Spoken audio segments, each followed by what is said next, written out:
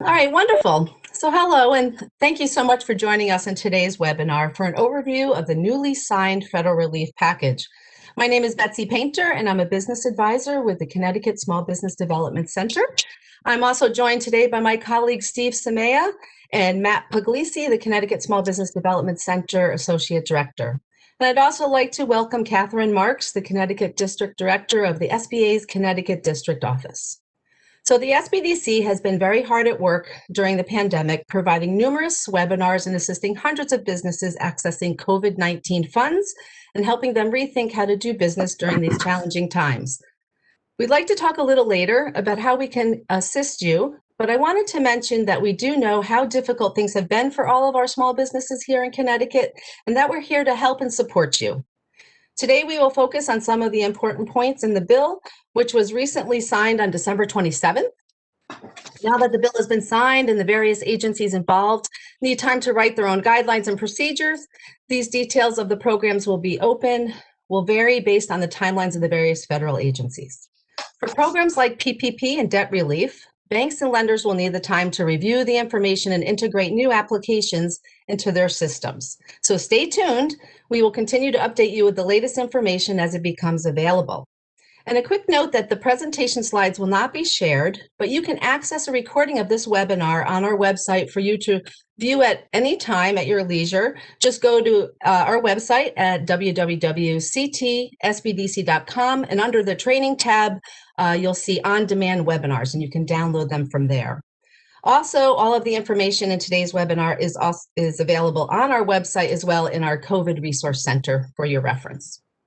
There will be a time at the end of the webinar to answer your questions, and we will do our best to answer all of them.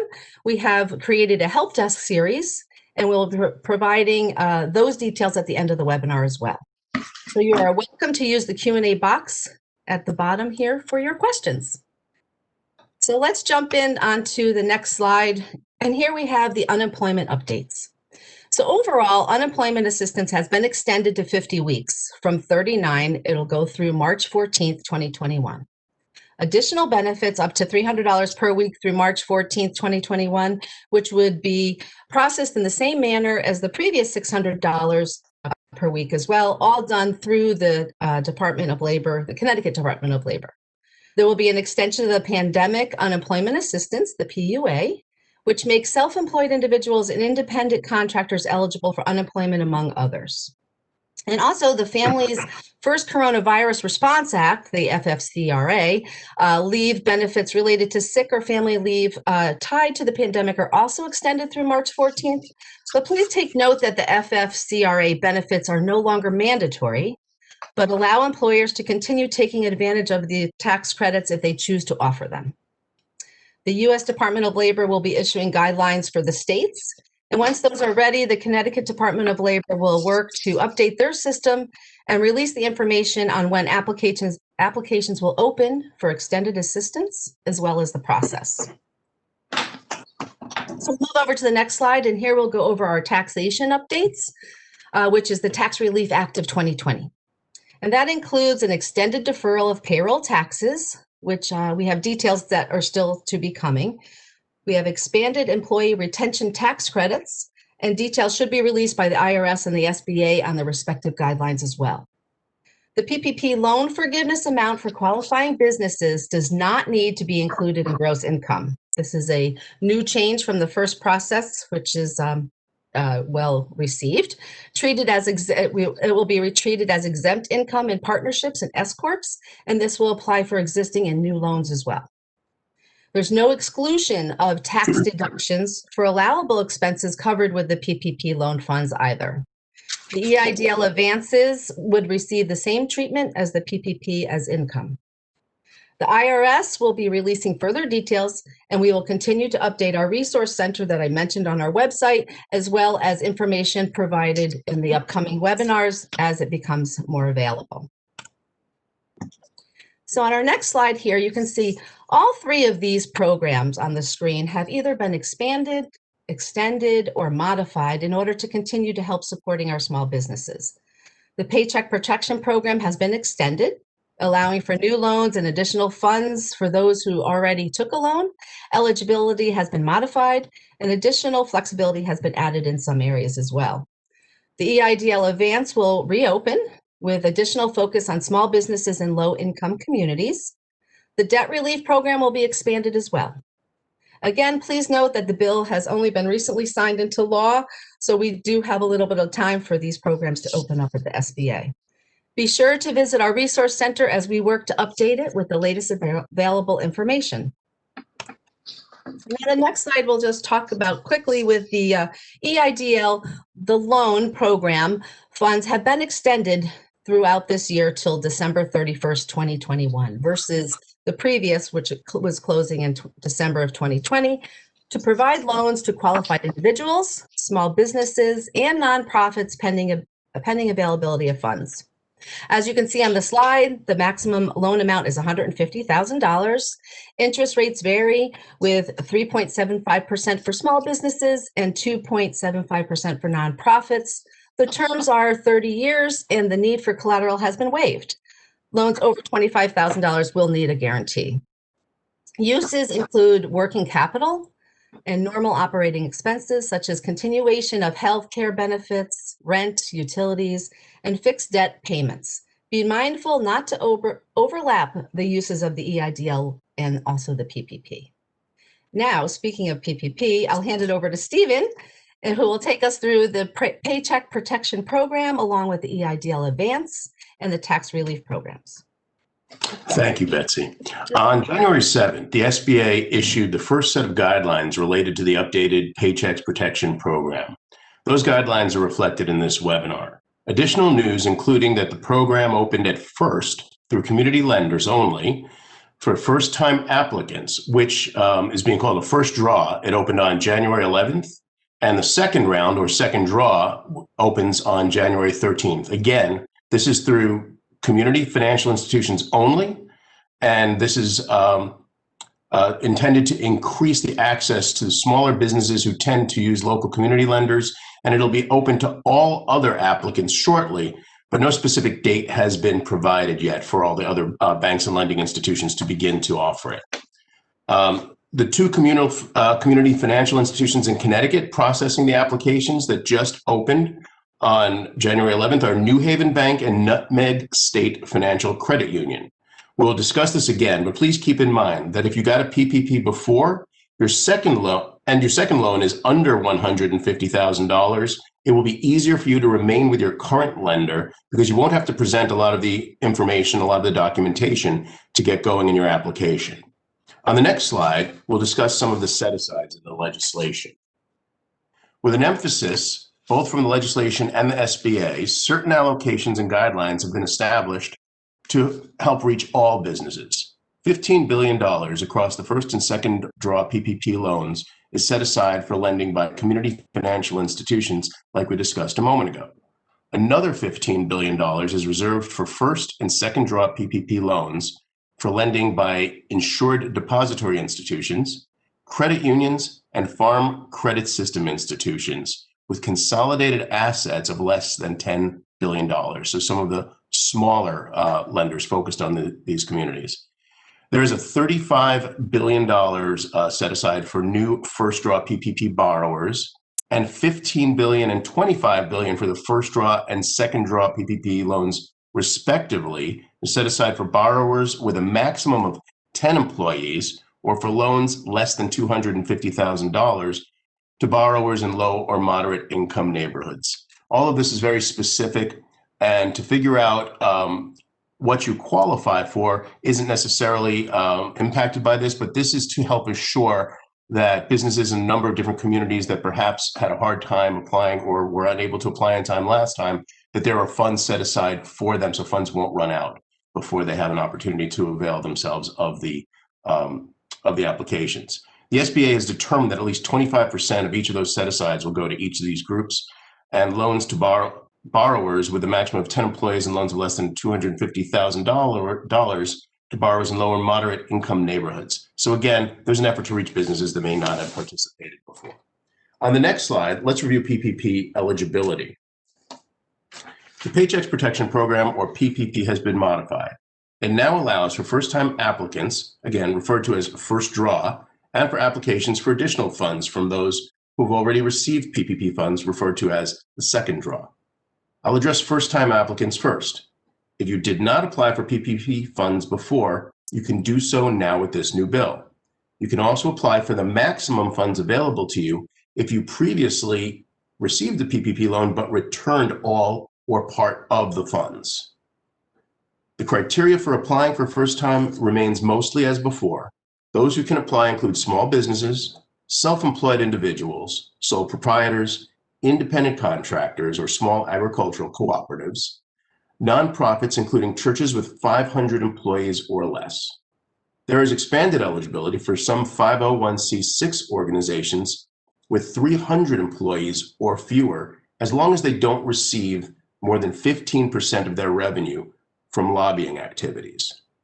Also, local newspapers, TV and radio stations that were previously ineligible due to affiliation rules with other stations, that is, with 500 employees or less, are now also eligible.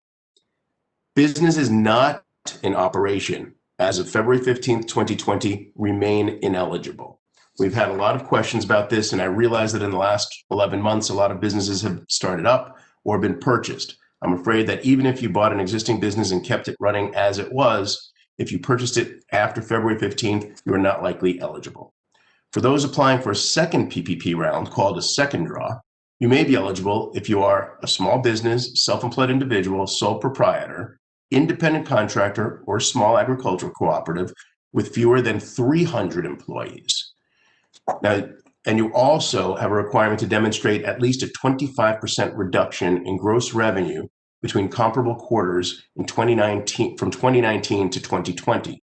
We'll discuss how to calculate that 25% reduction in revenue shortly, but first, we'll discuss some of the PPP loan basics on the next slide.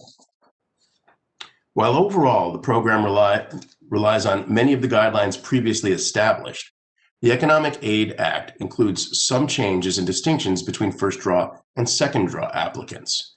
For those applying for the first time, the maximum loan amount remains at $10 million. The second draw is capped at $2 million.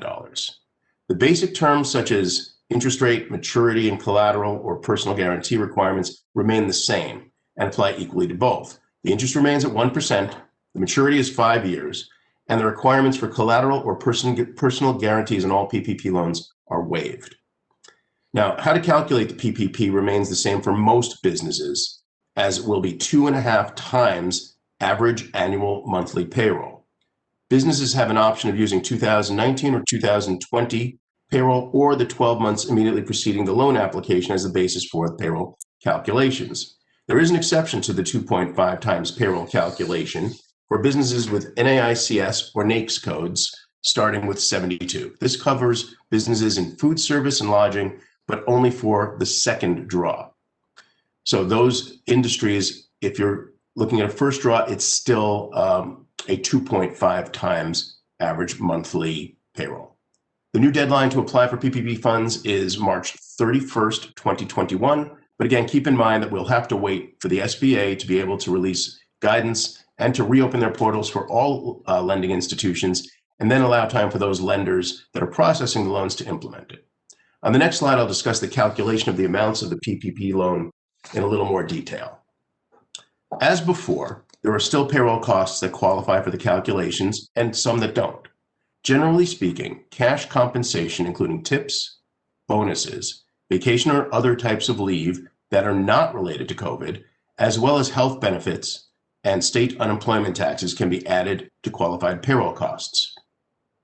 Examples of costs that you cannot add include the employer's portion of federal payroll taxes, compensation in excess of $100,000 for any one employee, or compensation for employees who reside primarily outside of the United States. Now we have first round and second round applicants. While overall the calculation is the same, there are some differences that are important to understand. All first round applicants would take their average daily monthly payroll costs, basically adding those qualified payroll costs together and dividing by 12 to get the monthly average, and then multiplying them by 2.5 to get the maximum amount that you will qualify for. For those who are applying for the first time, the cap remains at 10 million, as I said before.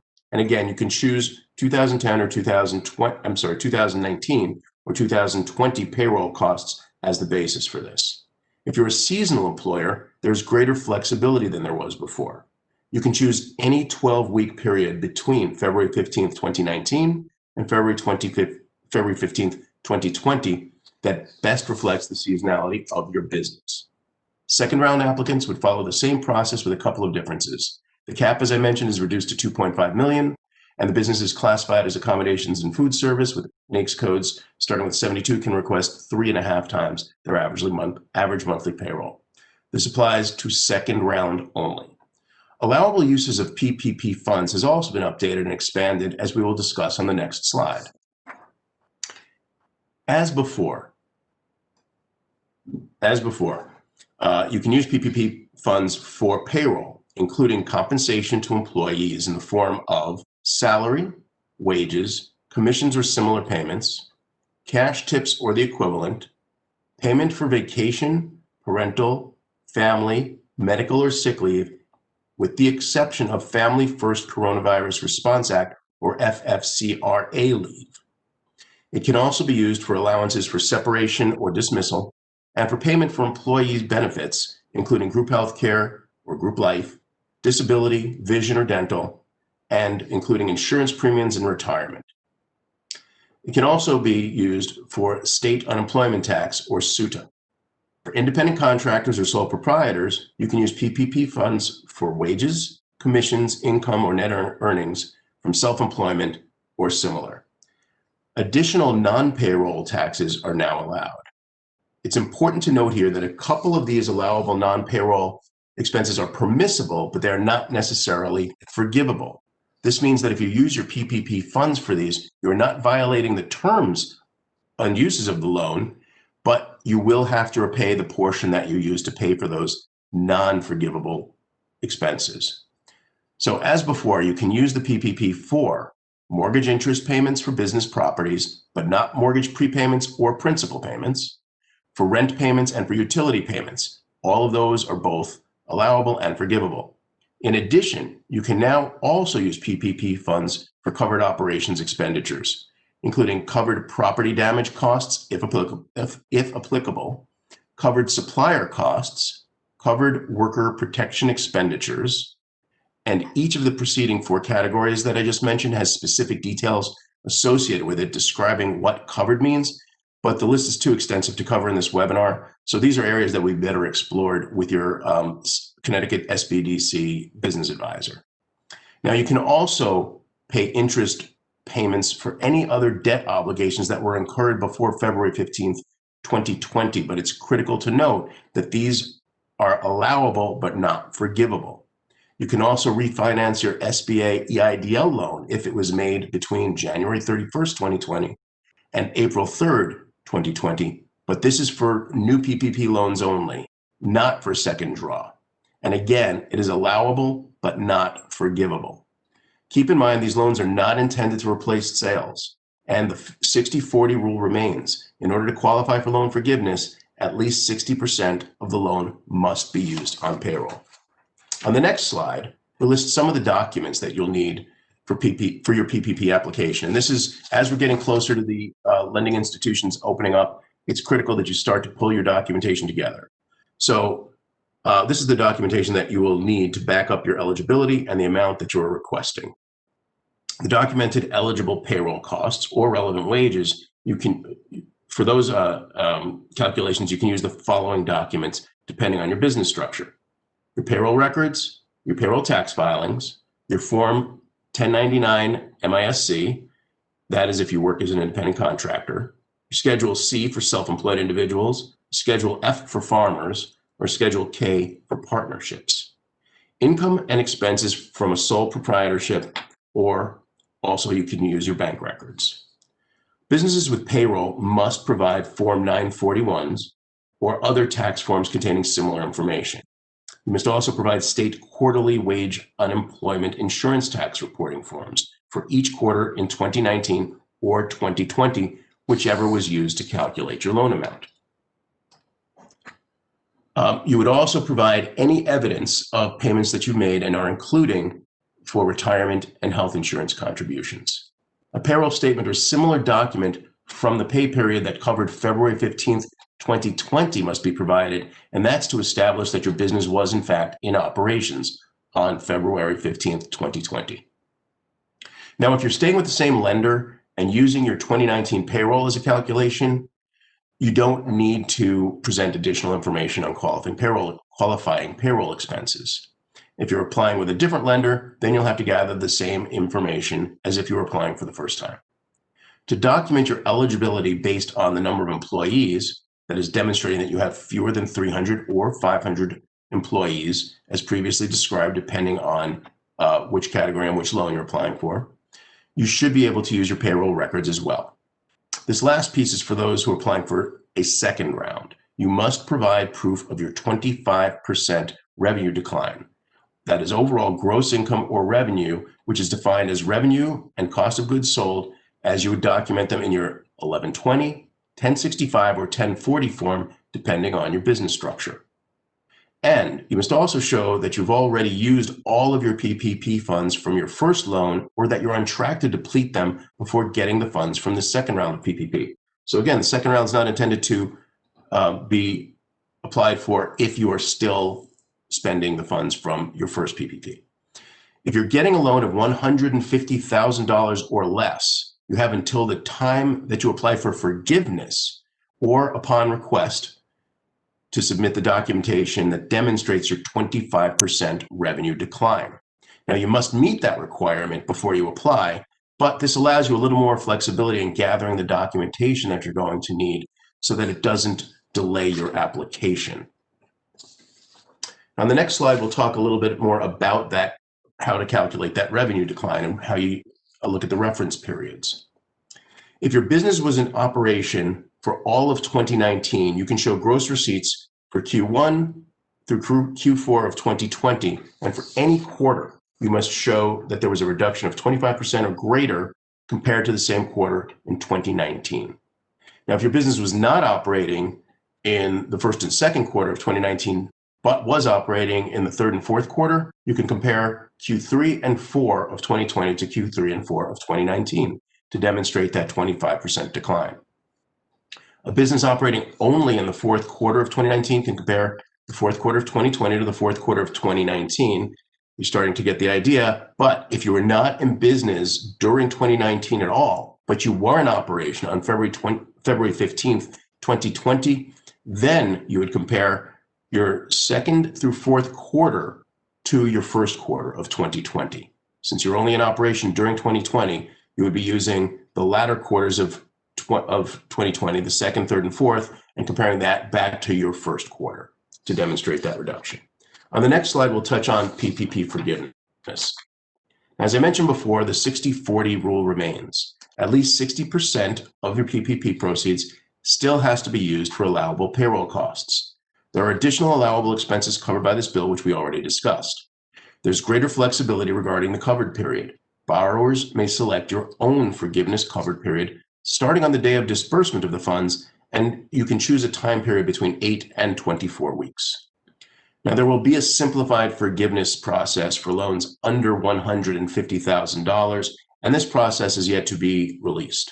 The legislation also increases SBA's ability to review and audit forgiven loans of all sizes. So if you're applying for forgiveness, regardless of the size of your loan, there's an increased ability of the SBA to audit that.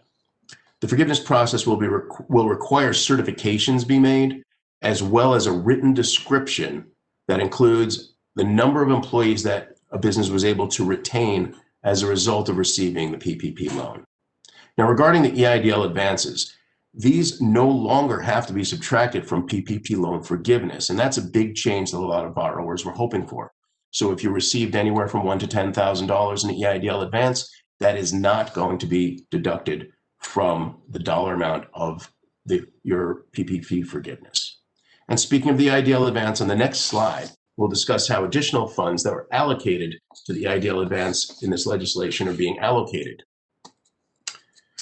Eligible businesses in low-income communities that did not get an EIDL advance grant because funds had run out previously can now get $10,000.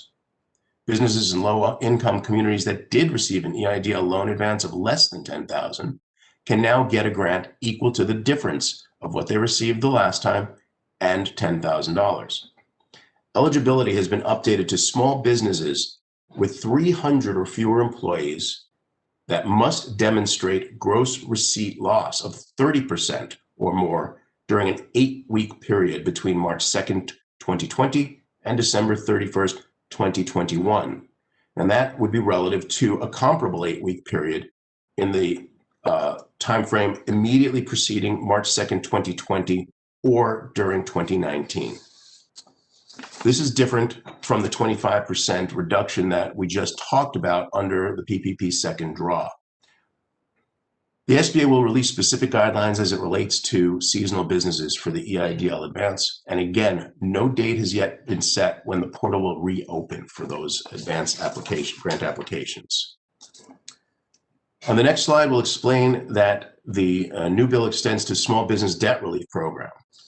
Now, that's Section 1112 of the CARES Act, which would defer payments of principal and interest on new and existing SBA 7A loans, 504, and microloan programs for eligible entities. This is another real help to cash flow for businesses that have SBA loans outstanding or may take an SBA loan out during this period. Now, to discuss the grants for shuttered venues, I'll turn it back to my colleague, Betsy. Thank you, Stephen. That was great. So another element of the federal program is the Save Our Stages grants, which are available for shuttered venues and the new relief package. So who's eligible? We have live venue operators or promoters, theatrical producers, live performing arts organization operators, museum operators, motion picture theater operators, or talent representatives, all who demonstrate at least a 25% reduction in revenues. There are specific requirements for different types of venues, and we encourage you to reach out to us for further details as they are extensive. There's $2 billion has been set aside for those with 50 full-time employees or less, but set aside only for 60 days. The allocation of funds is that the first 2 weeks, 14-day period, grants will be awarded to eligible entities that have faced a 90% or greater revenue loss. This may include some of the larger chains. Then within the following next 2 weeks, 14-day period, the grants will be awarded to eligible entities that have faced a 70% or greater revenue loss. After these 2 periods, grants shall be awarded for all other eligible entities. And on our next slide, we can talk about the grant details. The grant funding is to be used for specific expenses such as payroll costs, rent, utilities, and personal protective equipment, PPE. Initial grants can be up to $10 million, and the second grant can be up to 50% of the first grant. There are very specific requirements for each type of eligible applicant. Please reach out to us to learn if you qualify. And on our next slide, we can talk a little bit about how the Connecticut SBDC can help. As I mentioned initially, Connecticut SBDC works with small businesses to provide no-cost and confidential advising, utilizing our team of advisors and network throughout the state. We work very closely with our resource partners, including local economic development officers and Chamber of Commerce's, to support our clients. We work with businesses in all industries at the start, during the growth, or at the exit stage, and pair our expert advising with a unique set of powerful tools that include market research, financial analysis, and in-depth projections and decision-making frameworks. We have developed and continue to update our COVID-19 Business Resource Center on our website, www.ctsbdc.com, with the latest information on federal, state, and other resources available at this time.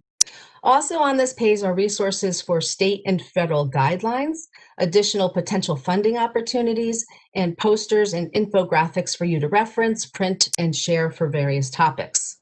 Feel free to reach out for assistance to discuss options for your business, from pivoting to connecting with customers, accessing capital, and working through these applications. We're here to help you. And on our next slide here, you can see here's our website. It's very easy to register for advising. If you click on our website, there's a yellow button on the top right-hand corner. You can click on that button, which will take you to a field where you can enter a couple of fields about your business. And our intake person, Rod, will reach out to you, and you'll have an advisor within 24 or 48 hours. At the bottom of our website is also our newsletter. You can register there. That is a weekly newsletter that comes out with very valuable information. And also we have our social media too for you to follow, our Facebook, Twitter, Instagram, and LinkedIn. And on our next slide here, you can see this is information regarding our help desk. So thank you for joining us today, and thank you for your patience and understanding if we don't get to all of your questions. As more details are released, we will be incorporating the information into upcoming webinars. And our next webinar is scheduled for January 20th at noon. Registration can be found on our website at www.ctspdc.com underneath the training tab. We also are offering several live Q&A help desk sessions as you ask questions with specific advisors. You can register for these help desk sessions again on our website. Right on the homepage, you can click on Sign Up Now button on the image that looks just like this one on the slide, and there are several dates and times available to fit your schedule. As always, our webinars and help desk sessions are available to you at no cost, but registration is required. If you didn't get to your question today, or if you would like to request additional support by working one-on-one with an advisor, please send us an email at ctsbdc@uconn.edu so that we can connect you with an advisor. So now we can move over to our Q&A session. Matt, how are we doing with the questions coming in? Hey, thank you, Betsy. We have a lot of questions that are coming in. So, just also as a preface, we're at a kind of different place than we were a week ago, and it could be a little bit confusing for some people. We have many more program details now about the PPP funding that is available, but we're still waiting for additional information to come out on the shuttered venues portion and the EIDL advance. So sometimes we're not going to be able to clearly answer a question, and then sometimes it'll seem like we're able to go into much more detail around the PPP, and that's part of the reason why. So just doing some expectation setting. And Catherine Marks, the district director for the SBA in Connecticut, is here to join us as well. So Catherine, thank you very much for taking the time and being here today. Pleasure. So as we jump in, so we're going to start off with some PPP questions. If a business is applying for a second round of PPP, do you recommend trying to modify the first round of PPP? If so, what is the procedure for that? And in that, I'm kind of thinking that they're talking about modification in terms of the forgiveness process. I'm not sure what else that would be. So they might be referring to mention that if a business did not accept, or rather returned a portion of their PPP loan, that they can go back and request the balance of it. So if that's the question, the answer, I believe, would be to go back to your lender, and those portals are not yet open. And I don't believe we have received any specific guidance as far as how that process will work yet. So we hope to get more information on that, and it would be through the lender that you originally received your PPP through, I would imagine. As far as forgiveness goes, Matt, what would the question that you were thinking of regarding forgiveness? I was thinking that it might be a question in terms of if they haven't received forgiveness for their first loan yet. Yeah. Do they have to pursue that before they apply for a second round? And even if that wasn't the question, that's a great question that I'm sure a lot of people have on their minds. So the answer to that is no, it's a separate loan. It is going to be evaluated separately. And the only point that I mentioned during the presentation is that you need to have exhausted any funding you received from your first PPP loan before applying for your second PPP loan. Thank you very much. So the next question is, how do you deal with Connecticut unemployment insurance if you're receiving PPP funds? Can you get both? Betsy or Stephen? No, you can't get both. I don't agree. I don't believe. Is that correct, Stephen? Well, you Same can't time frame. draw from both during the same time period. You can, for instance, if you're an independent contractor, because that's usually the person who would be in a position to both apply for a PPP for themselves and also to apply for unemployment. In that case, if you were receiving unemployment for an extended period, the weeks or the pay periods for which you draw down on the PPP loan that you received. So you take, just as an example, 8 payments over 8 weeks. You would then go in when you are filing for your weekly unemployment, and you'd enter the amount of that PPP draw that you're taking, that payment essentially that you're taking, in under, I forget the exact name label of the space, but it's basically what your earned income was, or your income in excess or something to that effect. And then the unemployment will calculate whether you receive anything for that pay period or whether you receive a reduced amount or nothing. So that, and if you're talking about for a business, can an employee collect both PPP payments and unemployment? The answer is not during the same period again. And if someone is employed by you, obviously they should have ceased receiving unemployment payments. If you're making payments to someone who is not working, then and they're collecting unemployment, they would follow the same kind of approach that an independent contractor did and report that as additional income when they do their weekly filing. Great, and thank you. This kind of could lead into a situation in which they might not be receiving 100% of their pay. So if we've reduced the salaries and hours of some of our employees in excess of 25%, do we need to bring their salaries and hours up to 75% in order to receive full forgiveness? And by when do we have to restore those salaries and hours? There could be a couple of different answers to this depending on the size of your PPP loan and the amount of forgiveness. So if your PPP loan was under $50,000, using the current Form 3508S, there is no longer a requirement to demonstrate your FTE retention and that you did not reduce salaries. As was mentioned, there's going to be, we understand, a simplified forgiveness process for PPP loans under $150,000. We have to reserve any kind of answer as far as that goes because we don't know whether that's going to still have the FTE and salary requirement in it.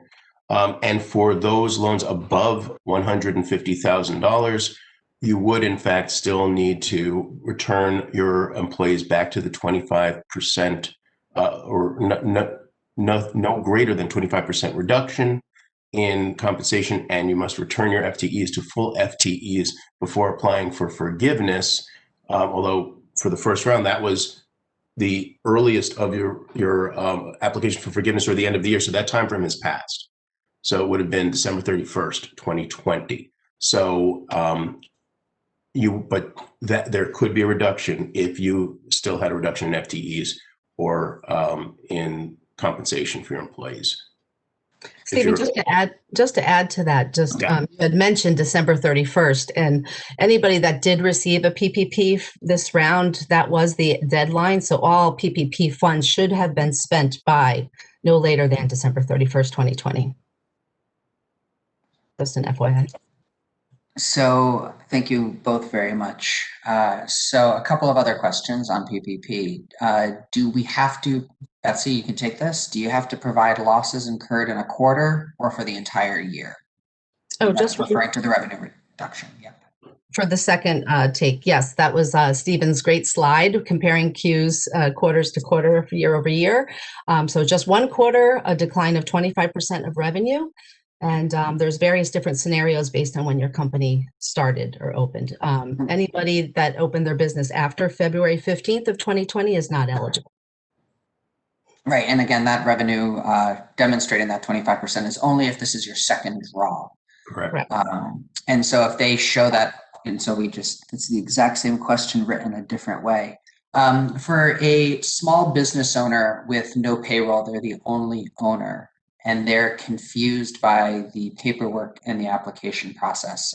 What do you recommend that they do right now? They sign up for advising.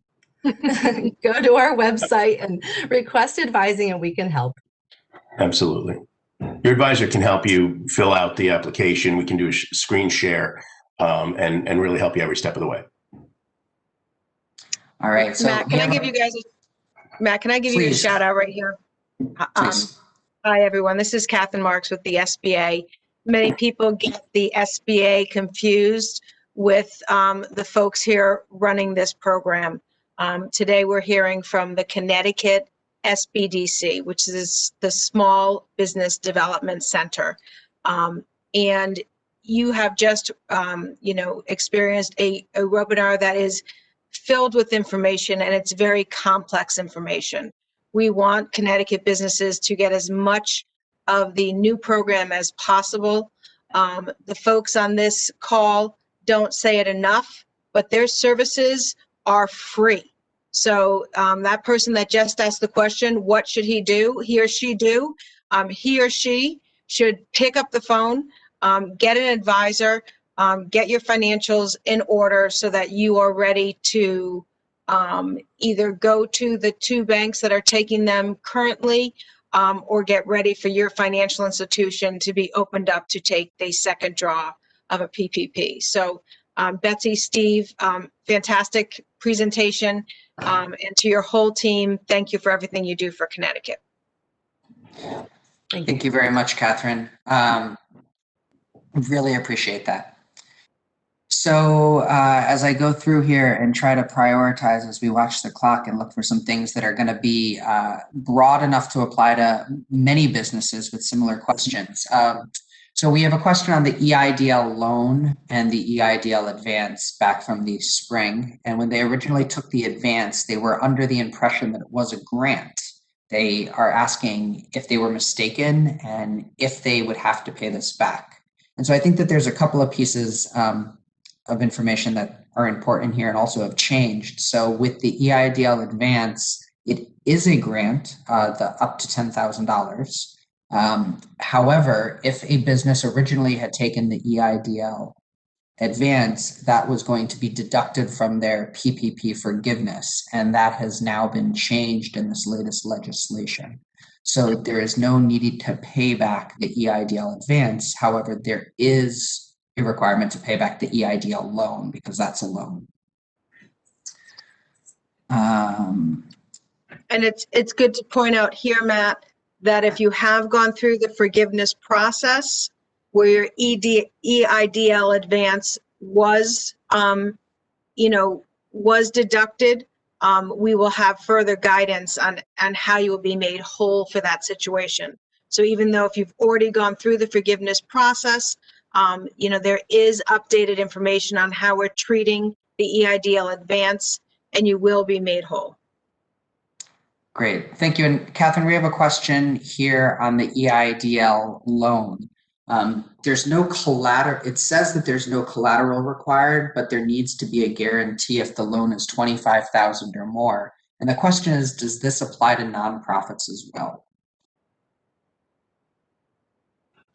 I will type our email in the chat box, and that person can get back to us. But I don't have the answer off the top of my head. Okay, no, thank you. I think that around nonprofits, I think there have been several questions around the programs that we have been waiting for some further guidance on. So thank you for bringing these nonprofit related questions up here. Yep. Let's see. Sorry, And I don't, Stephen, I don't know how much you also talked about the increased eligibility for the second draw.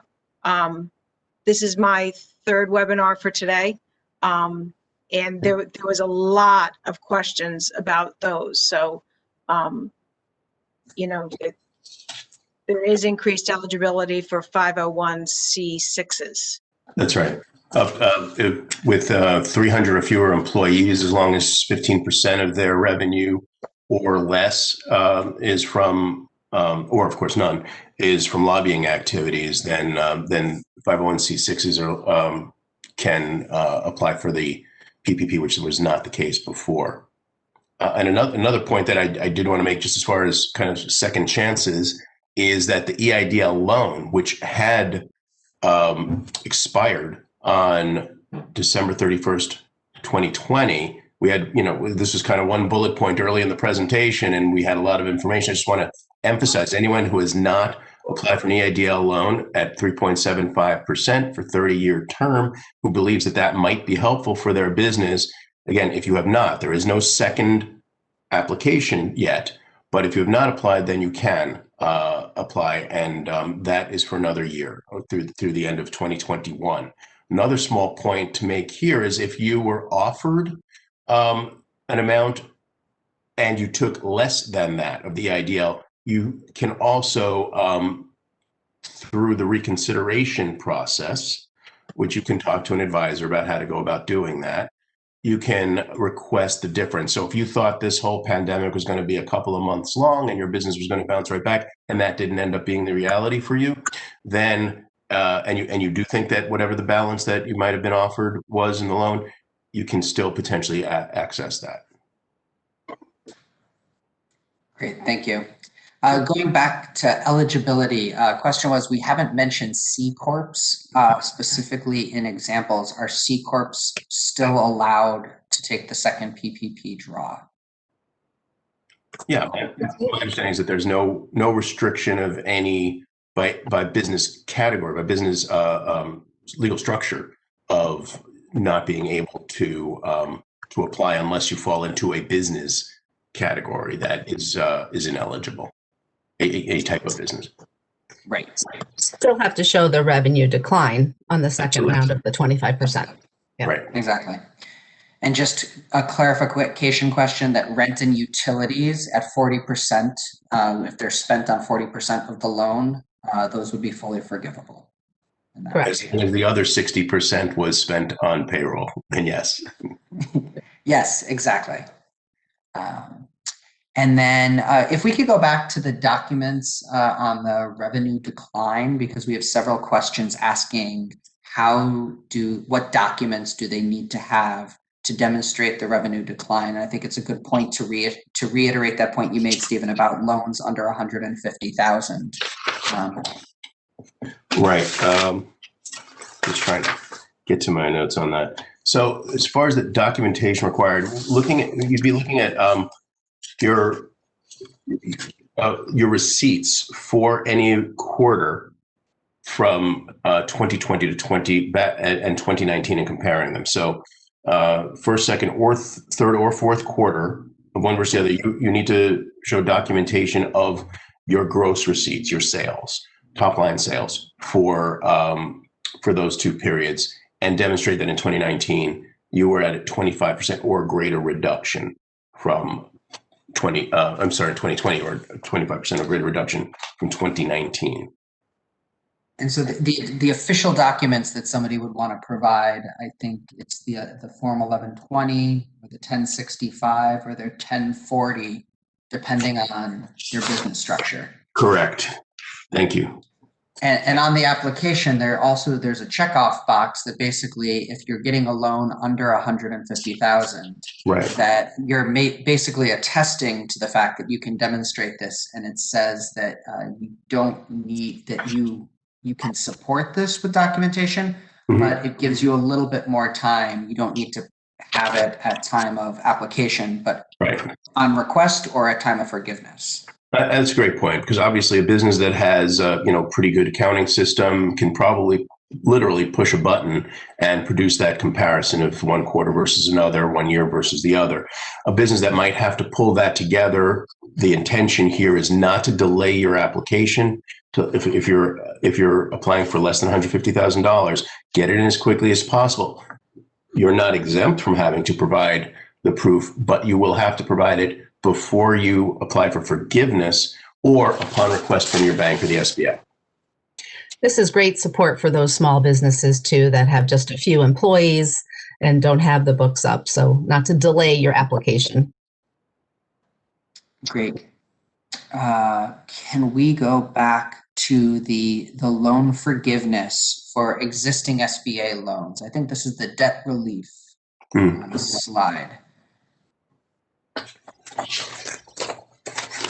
So Stephen and Betsy, I'm not sure who presented on this, but if you just want to go over the information, pretty brief. Sure.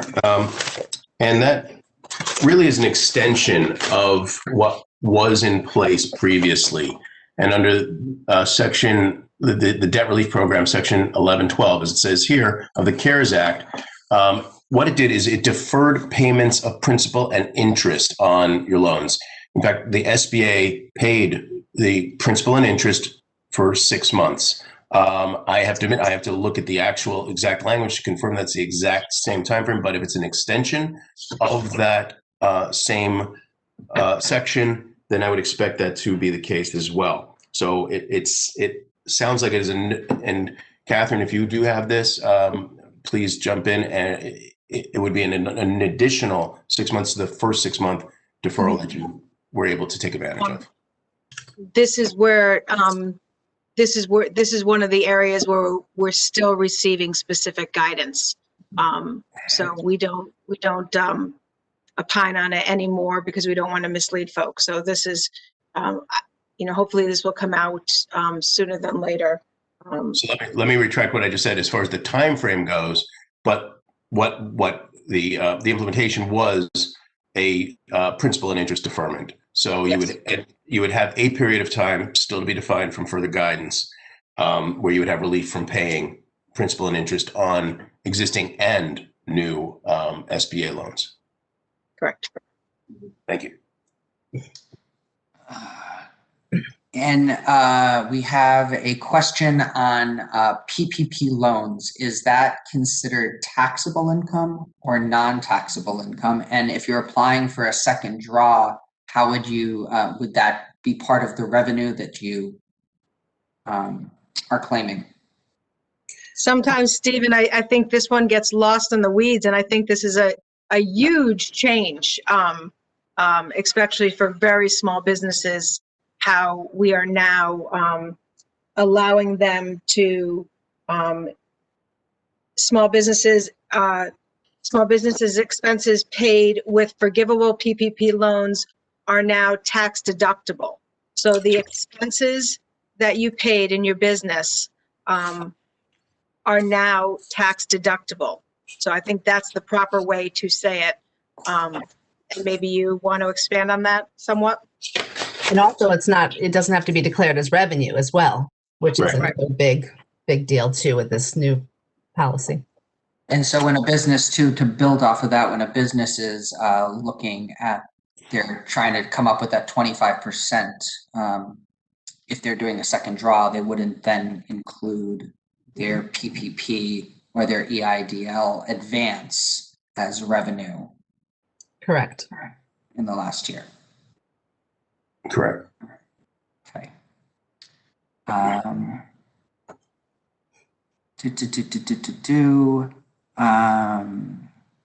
I'd just like to say that, since the last time we had one of these very informative webinars, we have received so much information, so much guidance.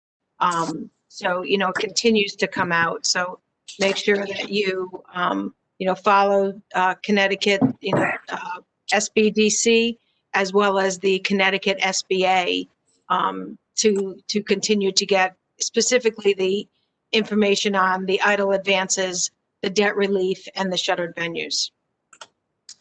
Thank you very much. It's a great point. And as we're hitting the end of the hour here, we have many more questions that we're not going to be able to get to today. But what I can say is that we do update our website with the parameters and the information that we have that's in this slideshow in our COVID Relief Center so that we can help you with that. And we have a help desk, which is available for these really specific questions. So if you only have one or two questions that you need to get clarified, we have that on-demand help desk. And of course, advisors are available. And we're very happy that the SBA is partnering with us and will be on with us every week for the rest of the month as we try to make sure that we have all of these program details out to you so that we can assist you in accessing the funds that you can have to really help your business right now. Great point. And also, we will have another webinar on the 20th at noon. And any additional guidance, we will incorporate that into our next presentation. That'll clarify some things. And again, the Q&A help desk that's up right now, if you go and you'll see all the different times. We've really tried to make it, we have at least 2 times virtually every day when you can just drop, and it's like office hours. You can drop in, ask your question, drop back out again. It's not an hour-long commitment. And Great. again, just to plug our website, as you mentioned, Matt, all of the resources are updated on our website too. Excellent.